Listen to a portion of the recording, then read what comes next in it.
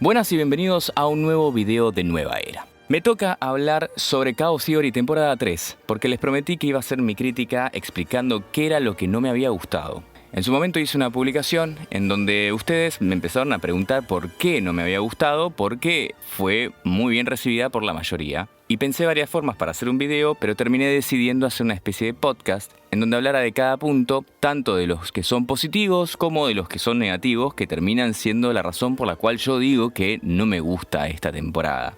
Pero decir que no me gusta esta temporada es un poquito tajante y no del todo cierto, porque sí es verdad que hay muchas cosas que me gustaron y entiendo perfectamente por qué es una temporada que es bien recibida en general. Porque no es que no me gustó en su totalidad. Por ejemplo, de los episodios 1 a 6 me parecen muy buenos y me parecen que claramente son de los mejores que tenemos en cuanto a series animadas. Pero después, los episodios 7 y 10 terminan siendo mediocres, por lo menos para mí. Y voy a explicar el por qué.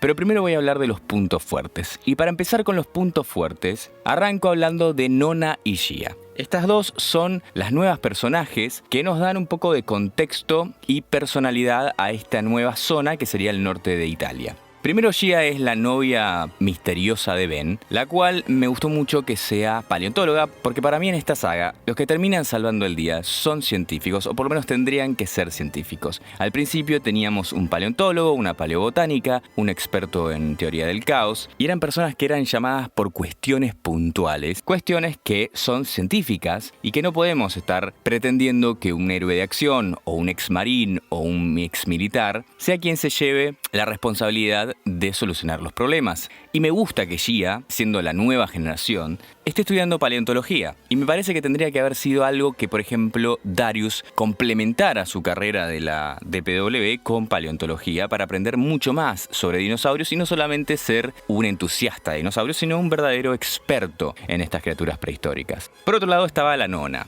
Y la Nona le da un tinte muy especial porque es la persona que introduce todas las partes supersticiosas alrededor de estos animales prehistóricos al punto de que termina convirtiendo de alguna manera al Piroraptor en un críptido, como vieron en el último video que subí sobre la temporada. Nosotros estábamos esperando este tipo de historias, sobre todo en la parte de Senegal, de África, porque hay muchos críptidos reales, como el Kasai Rex, pero que no terminó pasando y que simplemente tuvimos dinosaurios coexistiendo con las personas locales.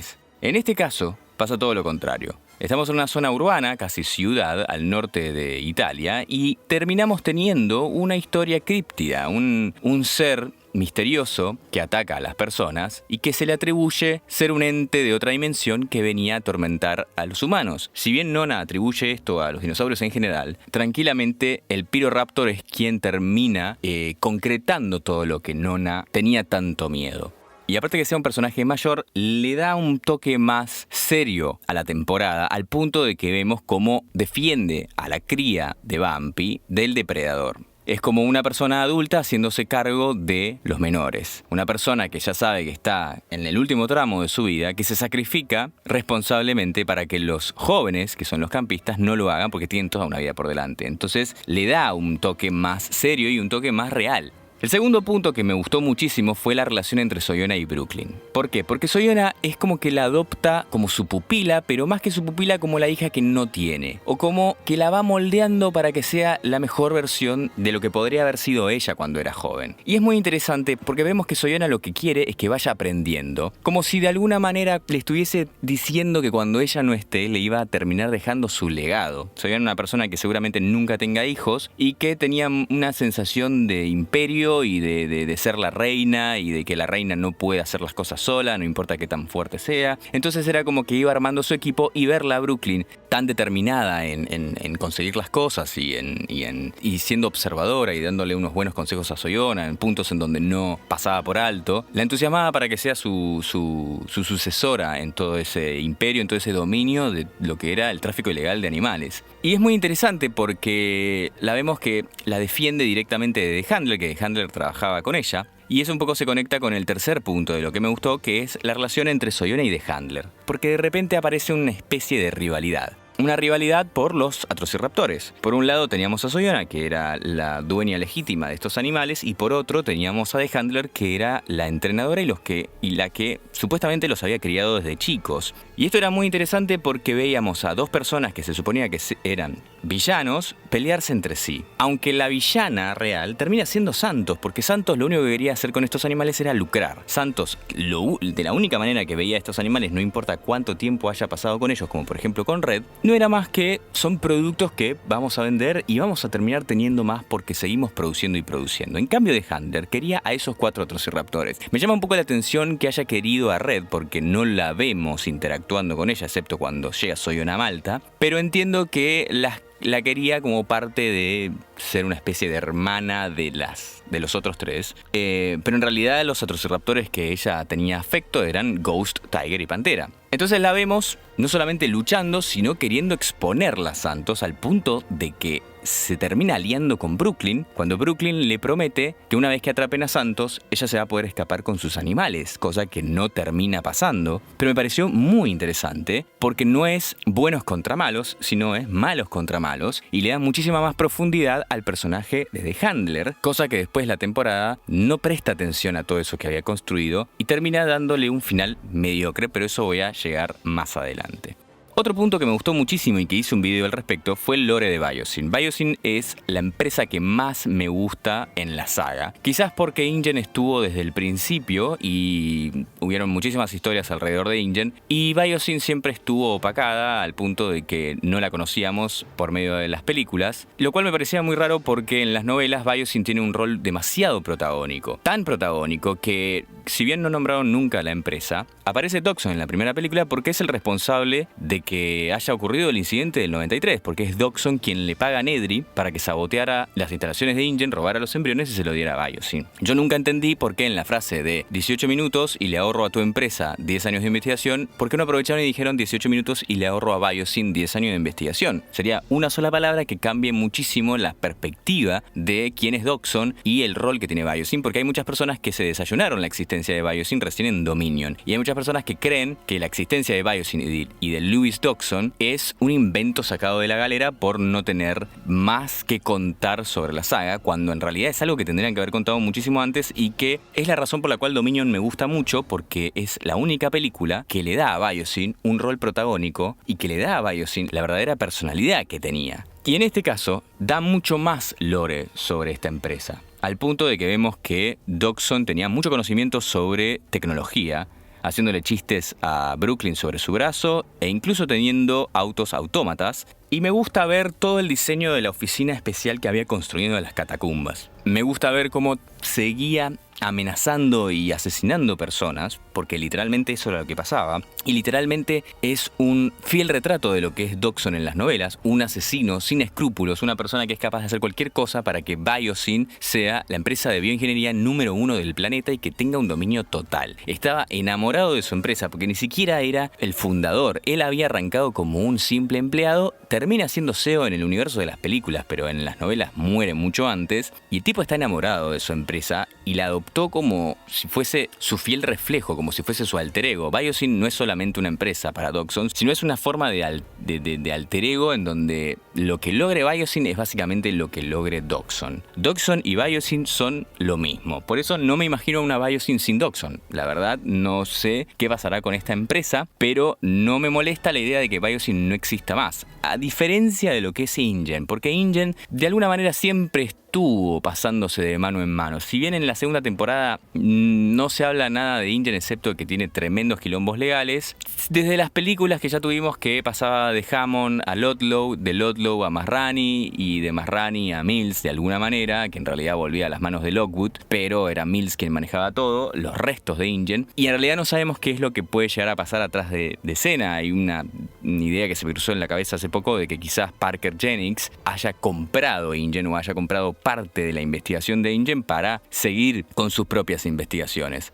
Y la última de las partes más fuertes para mí es el Pyroraptor. El Pyroraptor me encantó cómo lo abordaron. Es un animal que en Dominion pasó demasiado desapercibido y tuvo una escena un poco patética, mal armada. No me parece que haya sido del todo mala, pero siento que pudieron haber aprovechado al animal muchísimo más, sobre todo con Alan Grant. En cambio, en esta temporada, el Pyroraptor no solamente que tiene una de las mejores escenas de tensión cuando acecha a Kenji, Sami y Gia en el auto en plena nieve, sino que tiene toda esta mística de animal críptido, algo que hablé en el último video, que me parece espectacular como lo abordaron. Me parece perfecto que haya sido el mismo ejemplar que Dominion, me parece perfecto que hayan explicado que se escapaba cuantas veces quería. ¿Y por qué me parece perfecto? Porque demuestra que Biosyn no tenía el control total sobre sus animales, que tampoco siento que le importara tanto. Era como que bueno, si los animales escapan, si algún que otro empleado o alguna persona termina muriendo en un pueblo cercano, no nos importa, o por lo menos a Toxon no le importaba. Mientras él no muriera, todo bien, todo se solucionaba. La plata era barata para él, todo se compraba, así que no hay. Y si no se compraba, se amenazaba y se asesinaba. Ver al Pyroraptor peleando con los 3 Atrociraptores de The Handler fue muy interesante porque era la primera vez que vimos 2 tipos de dromeosáuridos peleando. Y el Pyroraptor se la banca demasiado porque es un solo ejemplar contra 3. Y no fue fácil para los Atrociraptores controlarlo. Si bien los Atrociraptores no atacaban para matar, sino para pastorearlo hacia la camioneta, habría que ver qué pasaría si realmente querían matarlo, seguramente lo hubiesen matado en 2 o 3 golpes, pero el Pyroraptor se bancaba muchísimo el ataque de estos 3 animales. Aparte, el Pyroraptor era completamente salvaje y los Atrociraptores son más domésticos. El Pyroraptor realmente era un peligro para los humanos. Y lo vemos comiéndose a una persona y también especulamos que se comió a su perro antes, ¿no? Pero el Pyroraptor no solamente vivía en medio de personas, sino que era un come humanos, como los típicos tigres o leones de esas historias que se conocen que una vez que probaron la carne humana no podían parar. Así que el Pyroraptor le da a esta tercera temporada un nivel muy alto. Como les digo, del capítulo 1 al 6 son muy buenos, muy buenos. Y ahora sí arrancamos con los puntos débiles. Y lo primero que voy a hablar sobre los puntos débiles para sacármelo de encima, porque ya se habló demasiado en redes sociales, son las conexiones forzadas con Dominion. ¿Y a qué me refiero con conexiones forzadas? Porque hay muchas personas que las leí en comentarios o en redes sociales diciendo que les gustó la forma en que conectaron la temporada con Dominion. ¿Por qué yo digo que son forzadas? No digo que son forzadas simplemente por los detalles de que, por ejemplo, entre jaula y jaula en el camión no había el espacio suficiente para que Brooklyn y The Handler estuvieran paradas y se vieran, sino porque esa escena, por ejemplo, vos ves que The Handler quiere atacar a Soyona por la espalda, pero no termina haciéndolo. Entonces, toda esa acción es totalmente sin sentido, al pedo. No enriquece en nada a la trama que está contando la temporada, y lo único que trae son discontinuidades que son detalles, pero que tranquilamente podrías haber mostrado lo mismo, que lo que querías mostrar era evidentemente que Brooklyn y The Handler fueron testigos de esa emboscada, desde otro lado o de otra forma, porque yo hice encima un hilo en Twitter en donde decía que estas series animadas de sagas grandes eran canónicas, totalmente canónicas, pero que tenían libertades de continuidad de entre un 5 y un 10%. Y había personas que no entendieron lo que yo quise decir. Me preguntarán, pero entonces, ¿vos pensás que no son canónicas? No, nunca dije eso. Yo lo que digo es que estas discontinuidades son por el simple hecho de que están apuntadas para un público diferente y que están hechas con otro estilo, con un estilo mucho más simple, porque la animación no tiene tanto detalle como la realidad misma, en donde no tenés que recrear cada cosa que aparece en pantalla, sino que simplemente agarras un camión, por ejemplo, y lo pones ahí. Entonces no lo tenés que recrear de cero. No tenés que recrear de cero el aspecto de la persona, simplemente tenés que hacer que esa persona se luquee como vos querés. Entonces es entendible que, por ejemplo, la camisa de Barry sea toda verde en vez de verde con decoraciones de colores violetas, o no me acuerdo bien cómo la tiene en la película, pero es entendible que hayan dicho, bueno, la base de la camisa es verde, vamos a ponerlo todo verde. Pero en el caso de contar una historia en donde Brooklyn y The Handler están escondidas en el camión y The Handler se para tratar de atacar a Soyona, que nunca termina atacándola y que ya nos habían mostrado el punto que querían mostrarnos de que estaban siendo testigos de lo que habíamos visto en Dominion, me parece totalmente inútil. Y lo que me refiero a que es canónico, por más que tenga estas libertades, es que yo no estoy diciendo que Brooklyn y The Handler no hayan estado en los acontecimientos de la película escondidas detrás de las jaulas de los Atrociraptores dentro del camión. Tranquilamente, estos dos personajes podrían haber estado escondidas en ese camión. Entonces, dentro del canon, sí, Brooklyn y The Handler estuvieron escondidas en el camión. Ahora, que The Handler se haya parado entre las dos jaulas, que las jaulas hayan sido más altas que una persona de 1,50 m, que ese espacio sea muchísimo más grande del que termina siendo en live action, eso es una libertad de continuidad, una libertad narrativa de un 10% o de un 7%. Que si vos ves la misma escena en live action, están en ese camión, pero no pasan las mismas cosas. Simplemente la están mirando con bronca y quizás es las ganas de The Handler de atacarla por la espalda. ¿Se entiende? Un ejemplo es una escena que se repite tanto en Rebels como en Ahsoka, en donde es exactamente la misma escena, pero en Rebels, Ahsoka es blanca y Sabine se pone el casco, mientras que en Ahsoka, en la serie Ahsoka, todavía Ahsoka no es blanca, sigue siendo gris, y Sabine nunca se pone el casco. ¿Eso significa que Rebels no es canon? No, es canon. Te está contando que hubo una escena en donde Ahsoka se acerca a Sabine, le dice vamos a buscar a Ezra, Sabine acepta y se va en la nave de Ahsoka. Sin embargo, hay detalles dentro de un 5 y un 10% de continuidad que no es exactamente igual. A lo que voy es, detalles, acciones pequeñas, puede que sean un poco libertad artística, un poco libertad narrativa. Pero cosas fuertes como por ejemplo la existencia de la isla de Manticore, la existencia de los chips neuronales, la existencia de que el Spinosaurus estaba en esa isla, la existencia de que los campistas realmente estaban en Malta, la existencia de que los campistas antes fueron a Senegal y que los dinosaurios se escaparon, de que hubo un laboratorio secreto del Dr. Zar y que se creaban animales y que trabajaba para Soyuna Santos, eso sí ocurre y eso sí es tomado como canon. Y cuando tenemos que comparar qué pesa más, una pieza de animación o una pieza live action, siempre va a terminar pesando mucho más la pieza live action. De ahí vamos al Carnotaurus entrenado, que es el segundo punto que no me gustó. Es como que, ¿para qué? ¿Por qué? ¿Por qué el Carnotaurus está entrenado y por qué no simplemente es el chip neuronal que también aparecía en Dominion? Que el hecho de que el Carnotaurus esté entrenado le quita importancia a que los velociraptores de Owen Grady estuvieran entrenados y a que los atrociraptores de Santos estuvieran entrenados. Dos especies que se supone que son muchísimo más inteligentes que otras.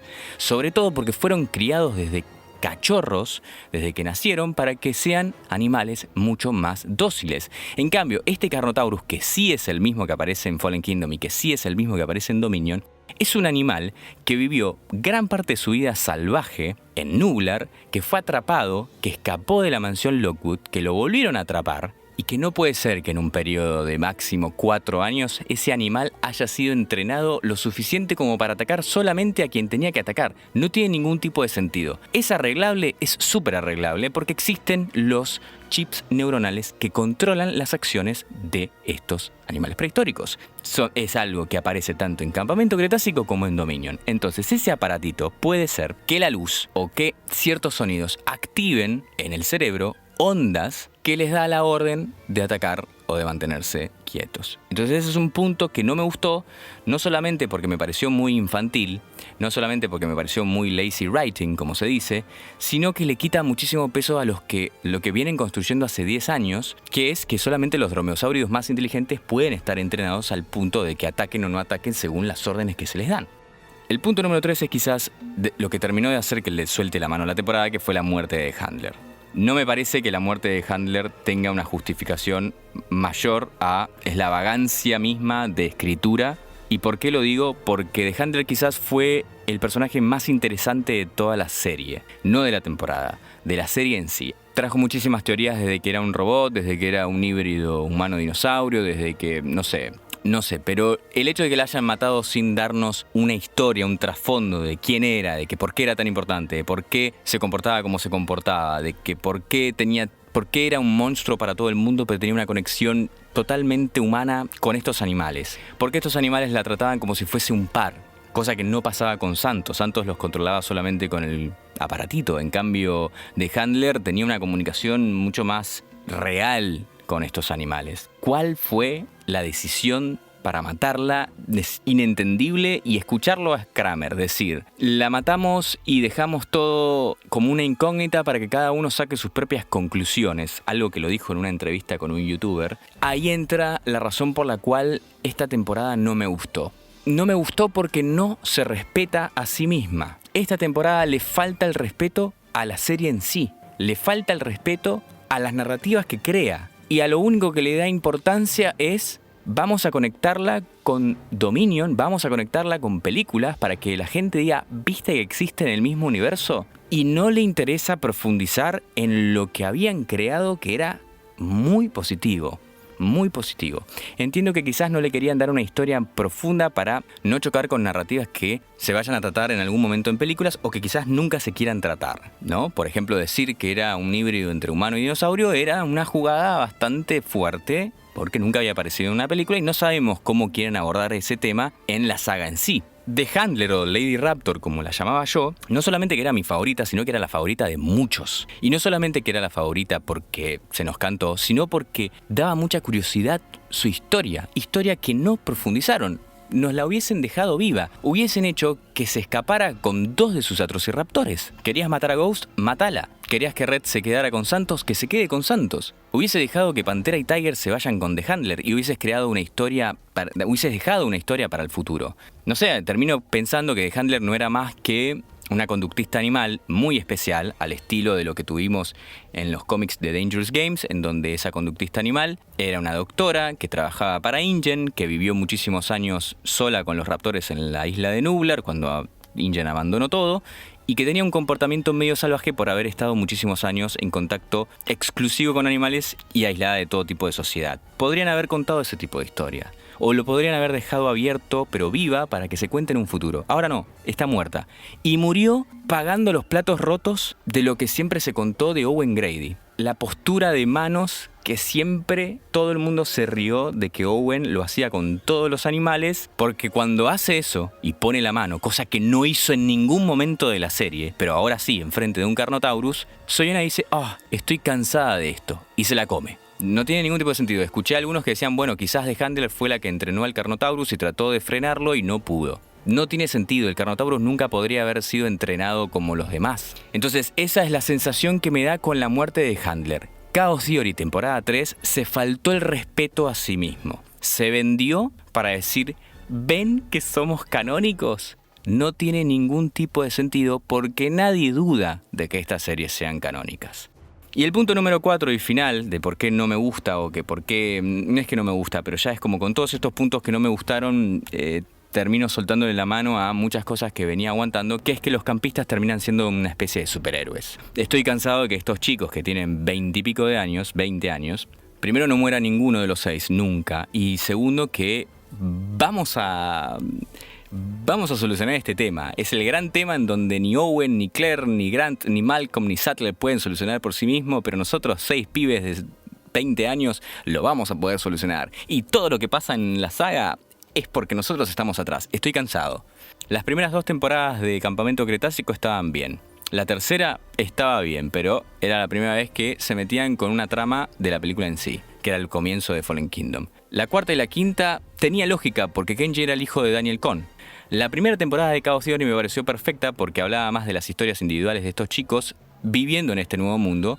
La segunda temporada ya era como que, ¿por qué todos juntos vamos al barco a salvar a estos animales? Pero te la voy a dejar pasar porque querían llegar a la verdad de lo que había pasado con Brooklyn, así que tiene un poco de sentido. Los 6 primeros capítulos de esta estaban bastante bien porque cada uno tenía su rol, pero a partir de las 7 ya es como somos los héroes de lo que pasó en Malta, básicamente. Las personas que controlaron el quilombo de Malta son estos campistas, y la verdad eso no me gusta. Ver a Kenji y a Sammy llegando al Valle de Biosyn, caminando en las Dolomitas italianas. O sea, no sé si ustedes entienden lo que es eso, googleenlo y díganme si 2 jóvenes de 20 años, y no porque sean jóvenes, sin ningún equipo especial, caminando con una cría de dinosaurio en las manos, pueden llegar a ese valle sin morir de frío en el camino o sin quedarse sin oxígeno en el camino. Y que Brooklyn se haya unido de nuevo a sus amigos, le quita todo tipo de misterio, todo tipo de qué va a pasar, cómo va a ser el choque. Y el choque fue simplemente 2 o 3 palabras, atraparon a Santos y ahora nos subimos a un helicóptero autómata para ir al Valle de Biosyn y descubrir la verdad detrás de todo esto.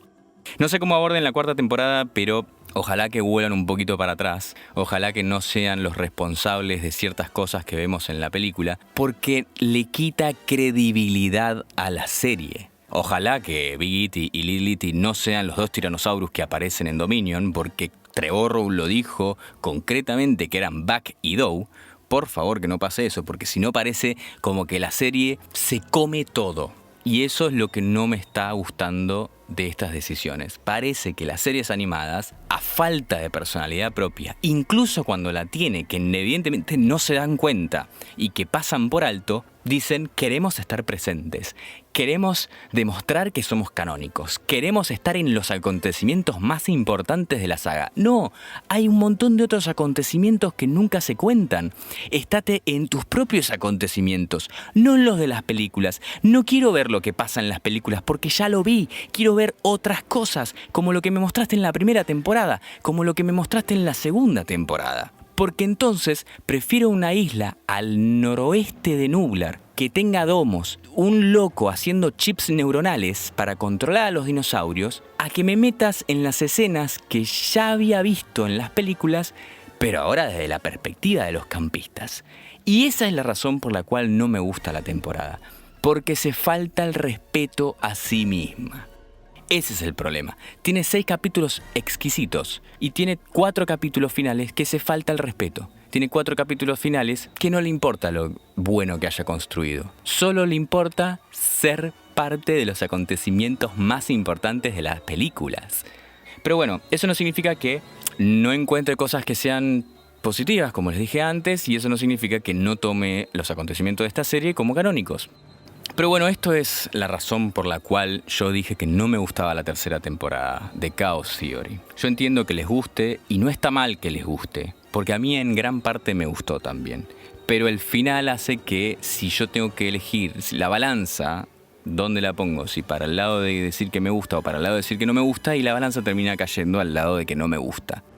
Pero bueno, si te gustó este video tipo podcast, no te olvides de suscribirte y activar la campanita para no perderte ningún contenido de la saga. Pero ahora me gustaría saber, ¿cuáles fueron los puntos que más les gustaron de la temporada? ¿Cuáles fueron los que menos les gustaron? Y que me lo dejen todo abajo en los comentarios. Te quedaste hasta el final, ahora sos un poquito más experto en Jurassic. Te invito a que te des una vuelta por el canal, me dejes unos likes, unos comentarios, una compartida y que te suscribas para que no te pierdas ninguna novedad. También que no te olvides de seguirme en mis otras redes sociales como TikTok, Instagram y Twitter. Y si te gusta mi manera de hacer contenido, te cuento que tengo un segundo canal llamado Chaosverse, donde hablo de otras franquicias de películas, ciencia y cultura. Como siempre, gracias y bienvenidos a una nueva era.